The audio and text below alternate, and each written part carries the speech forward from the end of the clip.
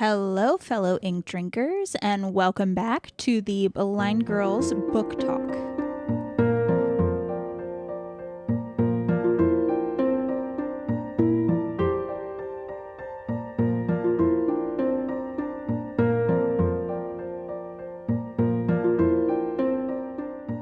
My name is Aria.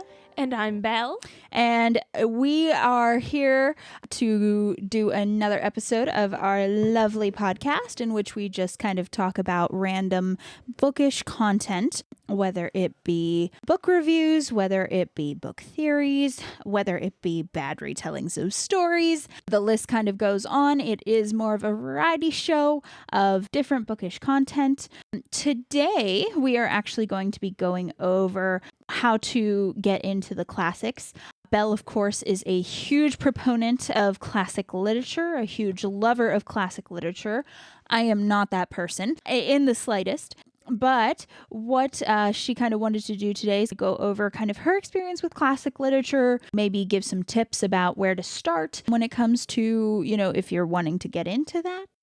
So without further ado, Belle, how did you get started with your love of the classics? So I think it all started from when I was about 11. Me and Mom were going through the $1 movie bin at Walmart at Christmas time, and we came across a film called Cricket on the Hearth. And if anybody recognizes that title, it is because Cricket on the Hearth is actually a Charles Dickens Christmas story. And I fell in love with this children's cartoon movie. She did. I feel like we watched this movie probably at least 100 times, without exaggeration. Yeah, that Christmas.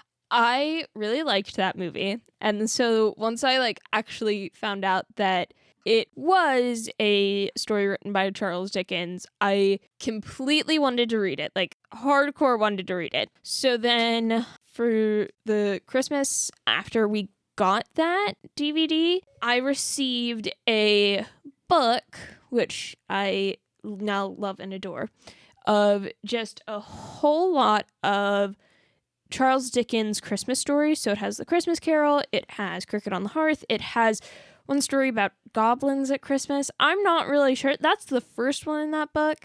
It's kind of weird. Yeah, I didn't actually ever, I think, get to look through that book because Charles Dickens and we are not friends. I am definitely not a fan of Charles Dickens' work. You break my heart. I mean, I do like The Christmas Carol. So, and that one I will admit is a classic 100%, but anything else from Dickens' work is just, unfortunately, it's a no from me.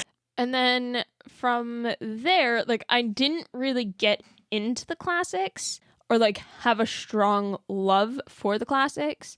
I knew they existed, but at that point in time, I was 12, 13, and I was just nah, that's just no big deal. It's just classics. That was something that never really went into my 13-year-old brain until I was in 9th grade, and I had to pick between reading Lord of the Flies and Rebecca, and I chose Rebecca, and I fell in love with that book.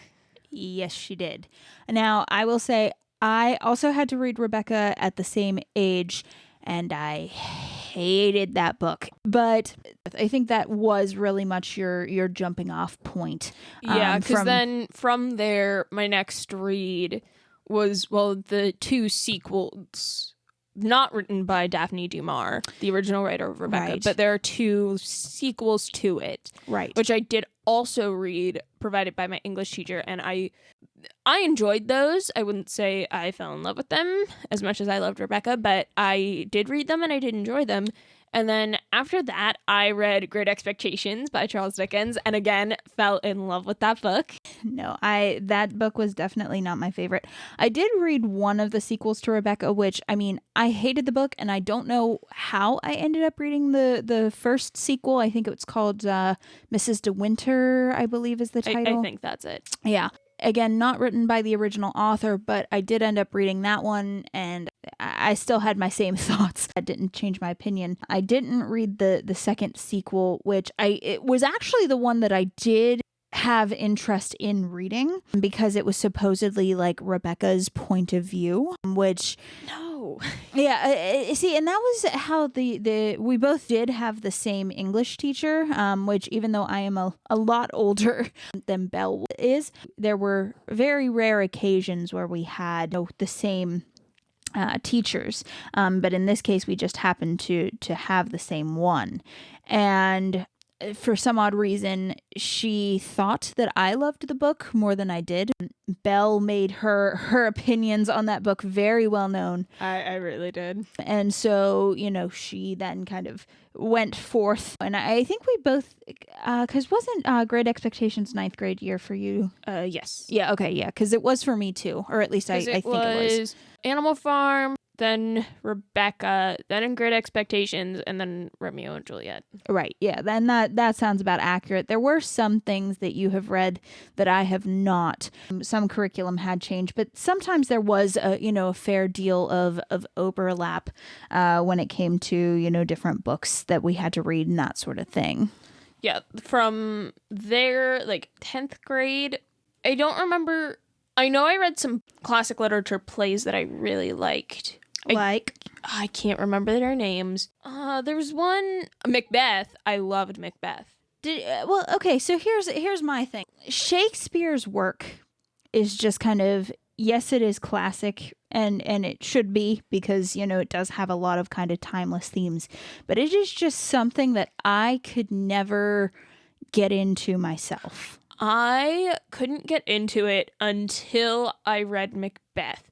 And the first thing I read by Shakespeare was Romeo and Juliet. And I think the only reason I really dislike Romeo and Juliet is because we had to act it out. Oh, yeah.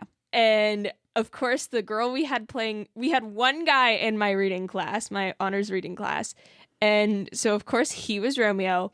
And the one day that our girl we picked as Juliet was sick and absent, I had no part in that scene because we were doing their first meeting. And because I had no speaking part, I had to be Juliet. So I had to stand in front of the class and just constantly fist bump this kid who I didn't like anyway.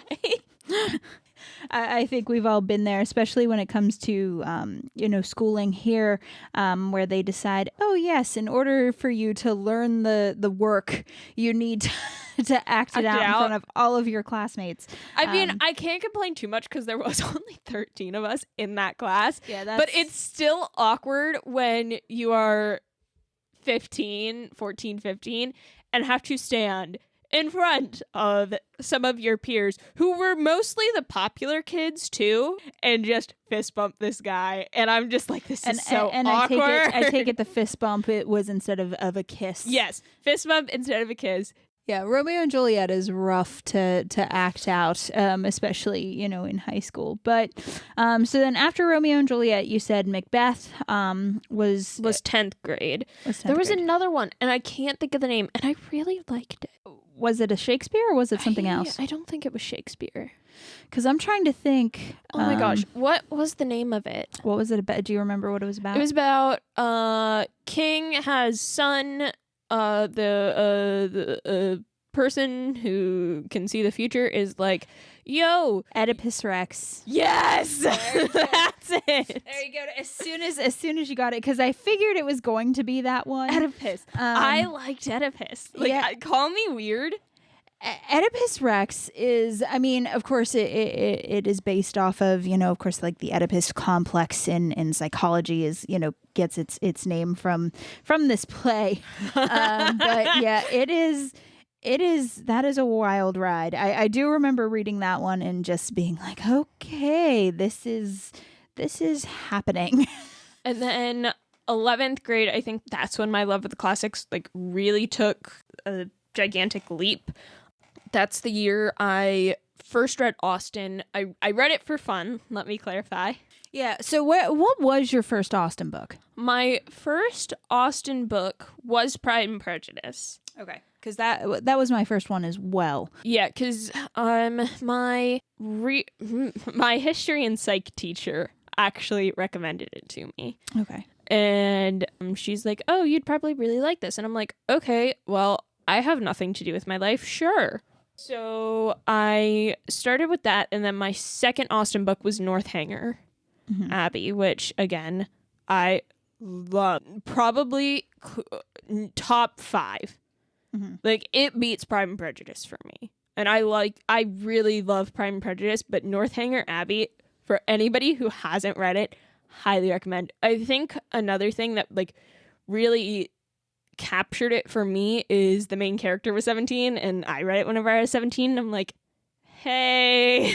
Yeah, you were able to kind of see yourself in and you know, one of the main quotes from that book is, if adventure does not befall a young lady within her own village, she must seek them abroad. And for me, that was getting close to the time where I was looking at colleges and I wanted nothing to do with where I was, and I just wanted out. And so that just really stuck with me.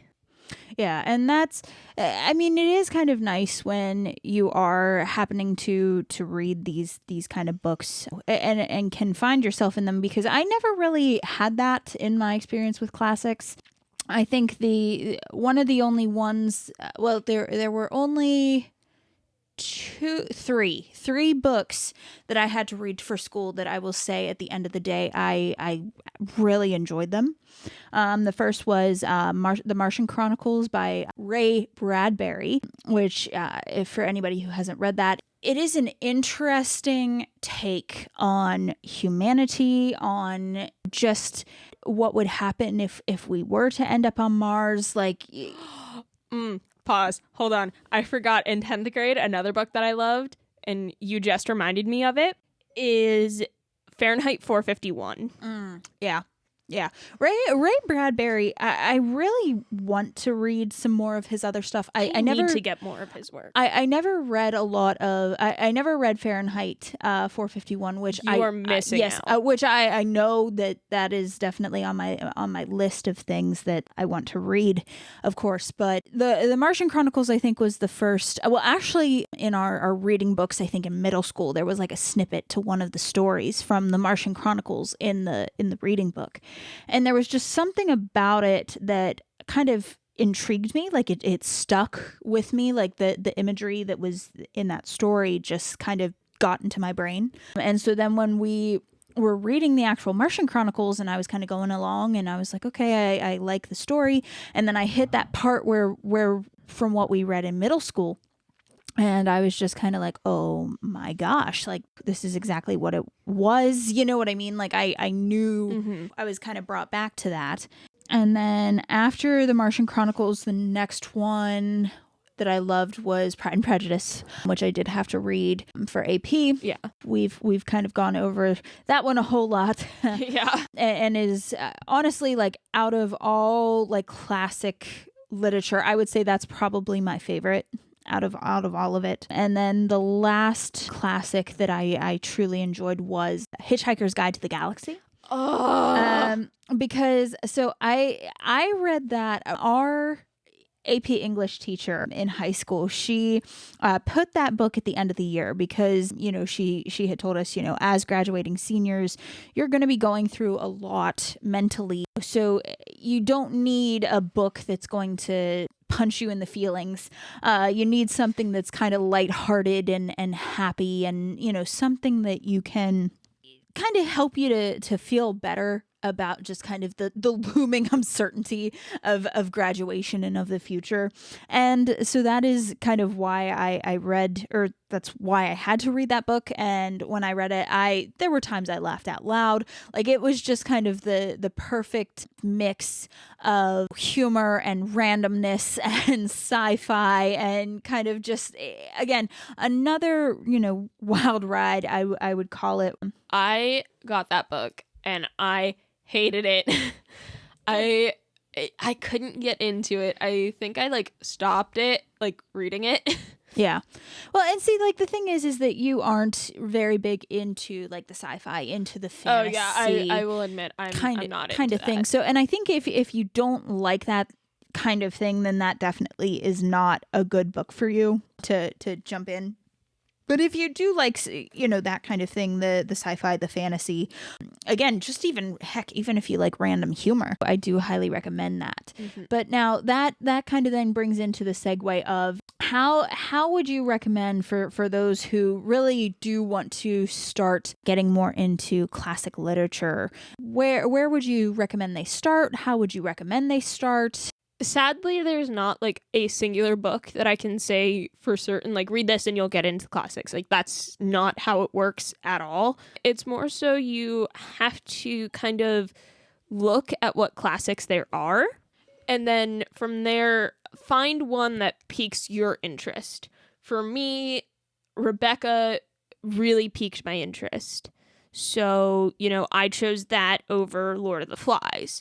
And, that started me into the classics for sure. Then came Great Expectations, and you just kind of gotta find almost the style. So if there is somebody out there who's like, my favorite style of literature, my favorite genre is mystery, where would you since you are really a big love into the mystery, what would be the classic that you would recommend, to maybe be a starting off point for somebody like that? I would recommend Rebecca. I think it's an easier read. And then from Rebecca, I would maybe then look into Great Expectations. Yeah, so I never really understood Great Expectations to be like a mystery. Well, it's the whole mystery of who is the benefactor. Okay, yeah. I guess that is a huge part of the book. I just never see it that way because, again, another book that I just wasn't a fan of. But I can get that. I can understand that. And then from there, I'd recommend those, or I would recommend looking into the Gothic literatures such as Dracula, Frankenstein. Now I haven't gotten through all of Dracula yet, unfortunately. I've been listening to the audiobook off and on. I think I'm like 2 hours away from the end, something like that. And that read, I mean, it's a lot to get through, like from kind of my non-classic point of view. There is a lot of like perspective jumps for anybody who doesn't know. So I wouldn't say, jump right in with both feet. I think that's kind of more, in my opinion, that's probably more like intermediate level of classic. I think what's best is find something that interests you is number one. Like, find what area for sure captures your first interest. And then from there, kind of look into what is an easier read of the classics. And then from there, just slowly ease into it. And if by chance you're like, well, none of the easier ones interest me, so you go for more of like an intermediate classic read, which is fine. You can do that. But if it's taking you a while to get through, that's okay, because they are a bit harder to read. Yeah, classics are classics for a reason, and they can be very, very dense at times. So I would say, like, definitely from my point of view, don't be discouraged when it comes to getting through the classics, because like I said, I have been on Dracula probably for months. I am kind of one of those readers where I will have about 5 different books going at one time. Know how she does that. I will say, be patient with yourself. If you have to read the same sentence over and over again, like, don't be discouraged by that, because they do have, a very interesting story to tell. So, always keep that in mind. And if you need to walk away and read something easy, do it. I mean, that's and there's also like the children's classics. We are about out of time for today. Thank you so much for tuning in and listening to us talk classic literature this time around. Definitely one of Belle's favorites. As I said before, so she really appreciates, you listening to her kind of go on about one of her loves. Of course. Of course, please, if you liked what we're talking about, like the episode, share it, leave a comment, leave a review, all of that good jazz, just to kind of help us to grow the show. And then, of course, the next time we are going to be talking about... We are going to do our first book theory. Oh, Ooh, very exciting things coming up. So we will see all of you guys next time. Bye. Bye.